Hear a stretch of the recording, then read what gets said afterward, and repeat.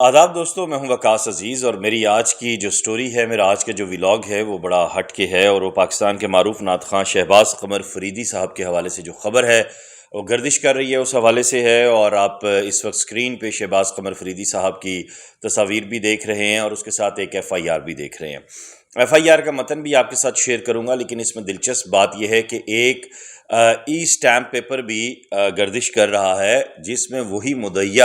شہباز قمر فریدی صاحب کو معاف کر رہی ہیں۔ میں نے جب اس ای سٹیمپ پیپر کو پڑھا تو پھر میں نے سارے معاملے کو انویسٹیگیٹ کیا اور پھر میرا جی چاہا کہ میں اس پہ آپ سب کی عدالت میں یہ بات رکھوں کہ پنجاب پولیس کس طرح ایک مرتبہ پھر پاکستان کے نامی گرامی لوگوں کو بلیک میل کرنے میں لگی ہوئی ہے۔ اور مجھے اس ساری کہانی میں جو کچھ نظر آ رہا ہے وہ آگے چل کر آپ کو بتاتا ہوں۔ اس وقت جو کہانی جو خبر میرے پاس ہے اس کا متن کچھ یوں ہے کہ پاکستان کے معروف نعت خواں شہباز قمر فریدی نے جو ہے وہ خاتون سے زیادتی کی ہے اور اس کا مقدمہ درج کر لیا گیا ہے، خاتون پر تشدد کیا ہے اور اب اس کے بعد خاتون کو قانونی کارروائی روکنے سے بھی جو ہے منع کیا جا رہا ہے اور اس پر دباؤ ڈالا جا رہا ہے۔ یہ جو متاثرہ خاتون ہے مبینہ طور پر یا غیر متاثرہ جو خاتون ہے، یہ نشاط آرکیڈ ملتان کی رہائشی ہیں اور اس میں چونگی نمبر 9 میں ایک فلیٹ ہے، اس میں رہائش پذیر ہیں اور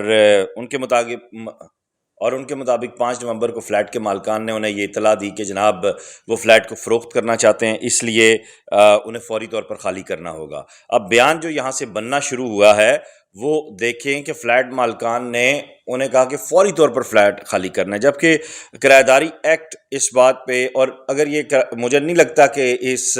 خاتون کا جو اس فلیٹ سے تعلق ہے وہ ہوگا اول یا دوم، اگر وہ ہوگا تو کرایہ داری ایکٹ میں بات لکھی ہوتی ہے کہ 1 ماہ کا ٹائم ہوتا ہے، اس لیے اس سٹوری میں جھول یہیں سے آ گیا۔ اس کے بعد پھر جب انہوں نے کہا جی کہ جو معاملات ہیں، جن لوگوں نے ان سے رابطہ کیا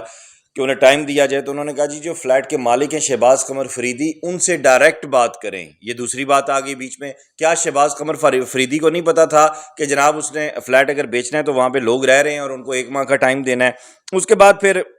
اگلی بات سنیں کہ فلیٹ کے مالک نے اپنے ڈرائیور کے ہمراہ اسے ایک مقام سے پک کیا اور لبرٹی ہوم نزد Butt Karahi bypass road کے قریب ایک گھر میں لے گیا جہاں مبینہ طور پر شہباز قمر اور دیگر افراد موجود تھے۔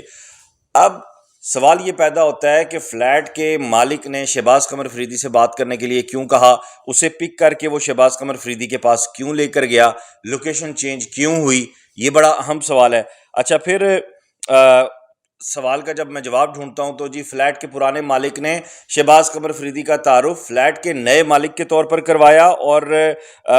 یہ اس کے بعد کچھ افراد وہاں سے چلے گئے جبکہ شہباز قمر اور دیگر 2 افراد وہاں موجود رہے۔ اب وہ کچھ افراد جو چلے گئے وہ کون سے تھے، ان کا نام ایف آئی آر میں کیوں نہیں ہے؟ اگر شہباز قمر فریدی کا اور باقی لوگوں کا نام ایف آئی آر میں ہے تو ان باقی لوگوں کا نام کیوں نہیں موجود، یہ ایک بڑا اہم سوال ہے۔ اور اس کے بعد پھر شہباز قمر اور دیگر نے اس پر حملہ کیا۔ بھائی کیوں؟ آپ کا کوئی جائیداد کا تنازع تھا، آپ نے کوئی پیسے دینے تھے، آپ کا کوئی لین دین کا معاملہ تھا، یا آپ اس کی مبینہ طور کوئی معشوقہ محبوبہ یا بیوی رہ چکی ہیں۔ اور جب خاتون نے اگلی بات یہ کہ اس نے مدد کی درخواست جب کی تو کسی نے اس کی مدد نہ کی، پھر اس نے باتھ روم میں چھپ کر 15 پر کال بھی کرنے کی کوشش کی لیکن مکمل نہ ہو سکی، اور ایک فیملی فرینڈ جو وکیل ہیں سے بھی مدد طلب کی اور اپنے لوکیشن بھیجی۔ یہاں ٹویسٹ آتا ہے۔ اس کا مطلب یہ ہے، اور یہ بات میں پورے وثوق سے کہہ رہا ہوں، وکیل برادری، پولیس برادری ساری بری نہیں ہے، لیکن جو کالی بھیڑیں ہیں انہوں نے اس طرح کی لڑکیاں بھی رکھی ہوئی ہیں، لڑکے بھی رکھے ہوئے ہیں، خسرے بھی رکھے ہوئے ہیں، پورا ایک ان کا سیٹ اپ ہے، اور اس میں ان کا کام یہ ہے کہ مشہور افراد کو بلیک میل کرو، چاہے وہ لڑکا اس پہ ڈال دو، چاہے لڑکی ڈال دو، چاہے خسرا ڈال دو، چاہے کچھ کر دو۔ اور عموماً یہ دیکھنے میں آ رہا ہے اس وقت پنجاب میں جو 376 اور 77 جو دفعات ہیں زنا کی لڑکی کے ساتھ یا لڑکے کے ساتھ، یا 365 یا 64 کی جو مجموعی اس کی وہ ہے کارروائی کی، اس میں پولیس اور وکلاء عموماً ایک وکیل ہی ہوتا ہے جسے لوکیشن بھیجی جاتی ہے، جسے اطلاع دی جاتی ہے، اس کے بعد آئی او صاحب بیچ میں اپنا کلیدی کردار ادا کرتے ہیں۔ تھانے کے اندر اگر سیٹلمنٹ ہو گئی تو ہو گئی، نہ ہوئی تو اس بیچارے کے اوپر جو ہے وہ پرچہ کاٹ کر اس کو بھیجتے ہیں۔ اور اس میں بھی مبینہ طور پر جو مجھے پتا چلا ہے لاکھوں روپے میں ڈیل ہوئی ہے، وہ 2,75,000 ہے یا 3 لاکھ ہے۔ اچھا، اب اس میں ای سٹیمپ پیپر میں وہ مبینہ طور پر خاتون فرماتی ہیں کہ میں اللہ کی رضا کے لیے انہیں معاف کر رہی ہوں۔ فرانزک کہاں گیا، میڈیکل ٹیسٹ کدھر گئے، ڈی این اے ٹیسٹ کدھر گئے؟ اب یہ سارا پروسیس ہی اتنا لمبا ہے۔ اگر شہباز قمر فریدی صاحب قانونی کارروائی لڑیں تو کم از کم انہیں 1 سال تک جیل میں رہنا پڑے گا، اس کے بعد کہیں فرانزک رپورٹس آئیں گی، پھر اس کے بعد کہیں ان کی بیل ہوگی۔ یہ تو ہے آپ کا سارا لٹیگیشن کا پروسیس، پھر پتہ چلے گا کہ اس عورت نے پھنسانے کی کوشش کی ہے یا نہیں۔ اس 1 سال کا فائدہ کون اٹھا رہا ہے؟ براہ راست بلیک میلرز اٹھا رہے ہیں۔ اس 1 سال کا فائدہ کون اٹھا رہا ہے؟ وہ کالی بھیڑیں اٹھا رہی ہیں۔ یہ جو سٹوری ہے یہ دیکھنے کے بعد مجھے بہت سے واقعات جو ہے وہ یاد آئے، اور ان گنت افراد اس سے پہلے بھی جو ہے وہ میرے سے رابطہ کر چکے ہیں۔ اب ہونا تو یہ چاہیے کہ شہباز قمر فریدی صاحب بولڈ سٹیپ لیں، کیونکہ اب دوبارہ ان کے خلاف ایف آئی آر درج کرنے کی کوشش کی جا رہی ہے۔ اب اس میں میرے صحافی بھائی بھی کود پڑے ہیں جنہوں نے اپنا لفافہ لینا ہے اور پھر اس کے بعد انہوں نے چپ ہونا ہے۔ تو گزارش یہ ہے شہباز قمر فریدی صاحب، آپ سے میری دلی طور پر میری آپ سے مؤدبانہ گزارش یہ ہے،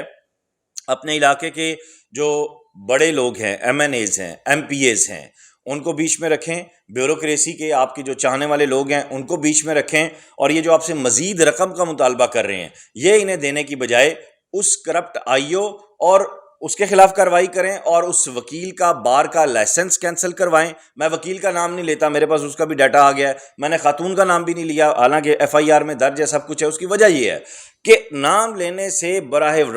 ایسے لوگوں کا، ایسے کرپٹ لوگوں کا، ایسے حرام خوروں کا نام لے کے میں اپنی زبان گندی کیوں کروں؟ بات یہ ہے کہ ہم نے شہباز قمر فریدی صاحب کو سنا ہے، اور بہت زیادہ سنا ہے۔ شخصی حوالے چھوڑ دیں، کسی بندے کے ساتھ کیا ہے کیا نہیں ہے۔ جو شخص نعت رسول مقبول صلی اللہ علیہ وآلہ وسلم اپنے سینے میں ہر دم رکھتا ہو، اس کے ساتھ یہ سب کرنا انتہائی مکروہ اور گھٹیا حرکت ہے، صرف چند ٹکوں کے لیے، چند پیسوں کے لیے۔ شہباز قمر فریدی صاحب اس معاملے سے جان چھڑانے کے ساتھ ساتھ میڈیا پہ آئیں اور بتائیں آپ کو کون بلیک میل کر رہا ہے، کس طرح بلیک میل کر رہا ہے، اور مسلسل آپ کو کیوں تھریٹس دیے جا رہے ہیں، آپ کے اہل خانہ کو کیوں پریشان کیا جا رہا ہے۔ یہ ساری چیزیں، یہ حقائق آپ سامنے رکھیں، اور اس کے ساتھ ساتھ حکومت سے اپیل کریں کہ اس طرح کی اگر کوئی درخواست آتی ہے تو اسے پولیس کی کسٹڈی میں نہ دیا جائے، اس کے لیے باقاعدہ الگ ایک قانون بنایا جائے، ایک الگ محکمہ بنایا جائے، کیونکہ وومن پولیس